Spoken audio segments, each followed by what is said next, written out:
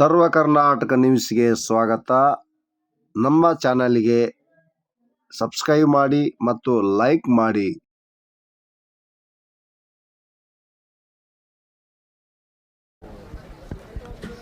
ನೋಡಿ, ದೇಶಕ್ಕೆ ಸಂವಿಧಾನ ಇದೆ. ಸಂವಿಧಾನ ಚೌಕಟ್ಟಿನಲ್ಲಿ ನ್ಯಾಯಾಂಗಕ್ಕೂ ಯಾವ ರೀತಿ ನಿರ್ವಹಣೆ ಮಾಡಬೇಕನ್ನೋದ್ರ ಬಗ್ಗೆ ಇದೆ, ಶಿಕ್ಷಣ ಬಗ್ಗೆನೂ ಇದೆ, ಆರೋಗ್ಯದ ಬಗ್ಗೆನೂ ಇದೆ, ಜನರ ಕಲ್ಯಾಣದ ಬಗ್ಗೆನೂ ಇದೆ. ಸಿದ್ದರಾಮಯ್ಯನವರು ಯಾಕೆ ಈ ರೀತಿ ಕಾಲಕ್ಕಿಂತ ಸಮಸ್ಯೆಗಳನ್ನ ಹುಟ್ಟಾಕ್ತಾರಂದ್ರೆ, ಅವರು 6 ತಿಂಗಳ ಸಾಧನೆ ಶೂನ್ಯದ. ರಾಜ್ಯದಲ್ಲಿ ಬರ ತಾಂಡವಾಡ್ತಾ ಇದೆ. ತಾಂಡಗಳಲ್ಲಿ ಹರಿಜನ್ ಕೇರಿಗಳಲ್ಲಿ ಇರ್ತಕ್ಕಂಥ ಬಡವರು ಮಹಾರಾಷ್ಟ್ರಕ್ಕೆ, ಗೋವಾಕ್ಕೆ ಗುಳೆ ಹೋಗಿದ್ದಾರೆ. ಈ ಸಂದರ್ಭದೊಳಗೆ ₹1 ಅಭಿವೃದ್ಧಿ ಕೆಲಸ ಕಾರ್ಯಗಳನ್ನು ಮಾಡಿಲ್ಲ, ಮಂಜೂರು ಮಾಡಿಲ್ಲ.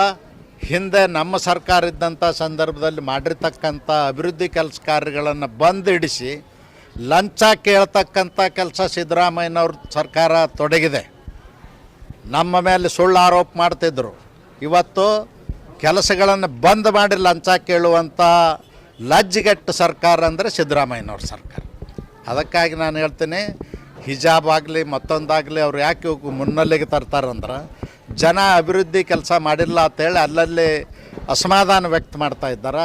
ಅವ್ರ ಶಾಸಕರುಗಳೇ ಪತ್ರ ಬರೆದಿದ್ದಾರೆ, ಅವ್ರ ಶಾಸಕರುಗಳೇ ಬಹಿರಂಗವಾಗಿ ಇವತ್ತು ಹೇಳಿಕೆಗಳನ್ನ ಕೊಡ್ತಾ ಇದ್ದಾರೆ, ಮೀಡಿಯಾದ ಮುಂದೆ ಹೋಗ್ತಾ ಇದ್ದಾರೆ.